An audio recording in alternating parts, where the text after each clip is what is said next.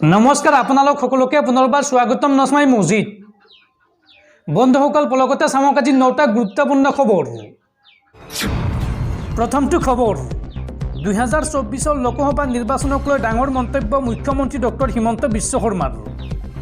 এইবাৰ নিৰ্বাচনত কংগ্ৰেছক ভোট দি লাভ নাই, এই মন্তব্য হিমন্ত বিশ্ব শৰ্মাৰ। হিমন্ত বিশ্ব শৰ্মাই লগতে কয় যে কংগ্ৰেছৰ এজন প্ৰাৰ্থীৰ বাদে বাকী সকলোৱে বিজেপিত আহিব আৰু যোনেই নিৰ্বাচনত জিকিব, জিকাৰ পিছত তেওঁৱে যোগদান কৰিব বিজেপিত, গতিকে কংগ্ৰেছক ভোট দি লাভ নাই, এই মন্তব্য হিমন্ত বিশ্ব শৰ্মাৰ। কংগ্ৰেছক এইবাৰ নিৰ্বাচনত ভোট দি লাভ নাই, জয়ী হ'লেও প্ৰাৰ্থীগৰাকী কংগ্ৰেছত থাকিব জানো? কংগ্ৰেছৰ যিয়েই জিকিব তেওঁৱে বিজেপিত যোগদান কৰিব। কংগ্ৰেছৰ এজন প্ৰাৰ্থীৰ বাদে বাকী সকলোকে বিজেপিলৈ লৈ আনিব পাৰোঁ, এই মন্তব্য হিমন্ত বিশ্ব শৰ্মাৰ। হিমন্ত বিশ্ব শৰ্মাই লগতে কয় যে এইবাৰ যোৰহাটত গৌৰৱ গগৈ হাৰিব, সেয়া খাটাং। নৰেন্দ্ৰ মোদী সূৰ্য আৰু আমি চন্দ্ৰ, সংখ্যালঘু সংখ্যাগুৰু বুলি কোনো কথা নাই, প্ৰধানমন্ত্ৰী নৰেন্দ্ৰ মোদীয়েই হ'ব। কংগ্ৰেছ AIUDF সকলোৱে কেৱল বিজেপিকে ভোট দিব।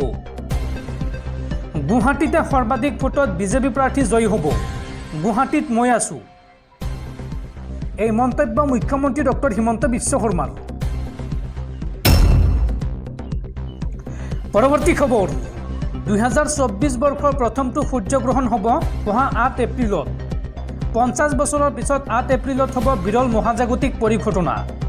4 মিনিট 28 ছেকেণ্ড ধৰি অব্যাহত থাকিব সূৰ্যগ্ৰহণ। UAEৰ সময় অনুসৰি 10:22 সূৰ্যগ্ৰহণৰ সমান্তৰালকৈ দেখা পোৱা যাব ঈদৰ জোন।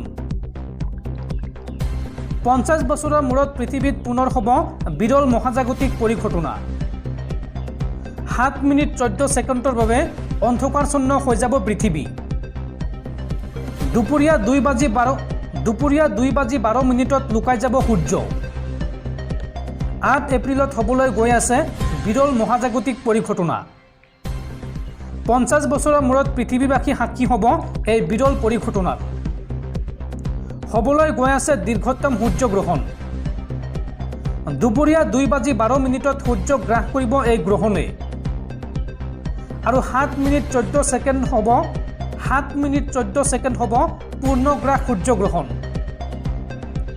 2:13 পৰা আংশিক পোহৰ পৰিব পৃথিৱীত আৰু গ্ৰহণৰ পিছতে 4 গুণ সৰু দেখা যাব সূৰ্যক।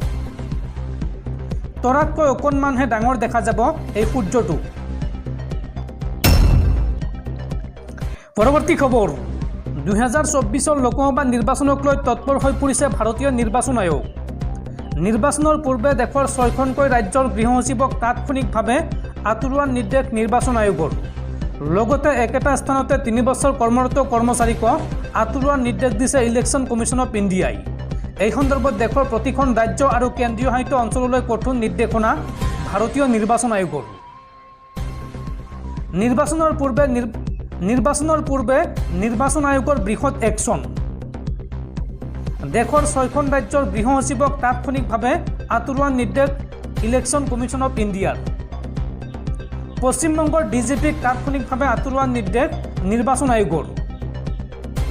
গুজৰাট, উত্তৰ প্ৰদেশ, বিহাৰ, ঝাৰখণ্ড চৰকাৰলৈও বিশেষ নিৰ্দেশনা জাৰি ভাৰতীয় নিৰ্বাচন আয়োগৰ। লগতে হিমাচল প্ৰদেশ আৰু উত্তৰাখণ্ডৰ গৃহ সচিবক আঁতৰোৱাৰ নিৰ্দেশ দিয়া হৈছে আৰু একেটা স্থানতে 3 বছৰ কৰ্মৰত কৰ্মচাৰীক তাৎক্ষণিকভাৱে বদলিৰ নিৰ্দেশ দিছে ইলেকশ্যন কমিশ্যন অফ ইণ্ডিয়াই।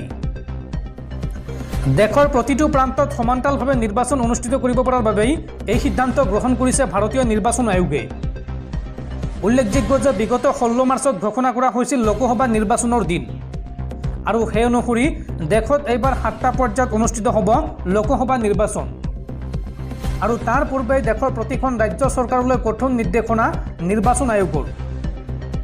প্ৰশাসনিক ৰদবদল আৰু কৰ্মচাৰী বদলিক লৈ এই নিৰ্দেশনা জাৰি ইলেকশ্যন কমিশ্যন অফ ইণ্ডিয়াৰ।